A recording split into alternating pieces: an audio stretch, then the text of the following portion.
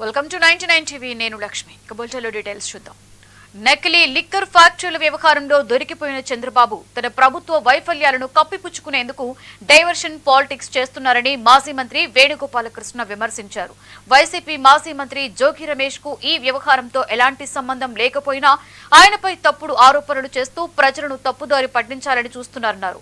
అలాగే కాశీబుగ్గ తొక్కిసలాట ఘటనలో 9 మంది ప్రాణాలు కోల్పోవడం ప్రభుత్వం పోలీసుల వైఫల్యమేనని ఆరోపించారు. మోంతా తుఫాను కారణంగా రాష్ట్ర వ్యాప్తంగా రైతులు తీవ్రంగా నష్టపోయి ఆవేదనలో ఉన్నారని, హామీల అమలులో ప్రభుత్వం వైఫలమైందని అన్నారు. ఈ వైఫల్యాల నుంచి ప్రజల దృష్టి మళ్లించేందుకే జోగి రమేష్ ను అక్రమంగా అరెస్టు చేశారని వేణుగోపాలకృష్ణ తెలిపారు. జరిగినటువంటి ఒక ఘటన 9 మంది ప్రాణాలు కోల్పోయారు. దానిలో ప్రభుత్వం యొక్క నిర్లక్ష్యం గాని బాధ్యతారాహిత్యం, అంటే ప్రభుత్వం తీసుకోవలసినటువంటి జాగ్రత్తలు తీసుకోని కారణం చేత ఈ ఘటన జరిగిందని సామాన్యుడిని అడిగినా, సంపన్నుడిని అడిగినా, విద్యాహీనుడిని అడిగినా, విద్యావంతుడిని అడిగినా చెప్తారు. దానికి ప్రభుత్వం సాక్షాత్తు మంత్రి గారు లైన్లోకి వచ్చి ఇది ప్రైవేట్ గుడి అంటున్నారు.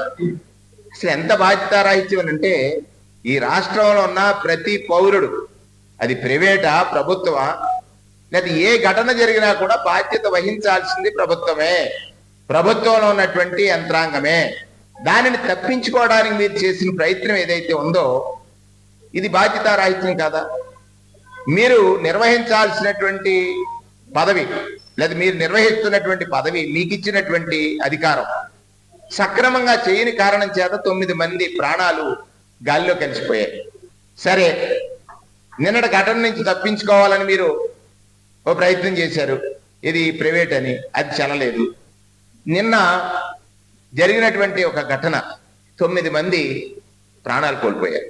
దానిలో ప్రభుత్వం యొక్క నిర్లక్ష్యం గాని బాధ్యతారాహిత్యం, అంటే ప్రభుత్వం తీసుకోవలసినటువంటి జాగ్రత్తలు తీసుకోని కారణం చేత ఈ ఘటన జరిగిందని సామాన్యుడిని అడిగినా, సంపన్నుడిని అడిగినా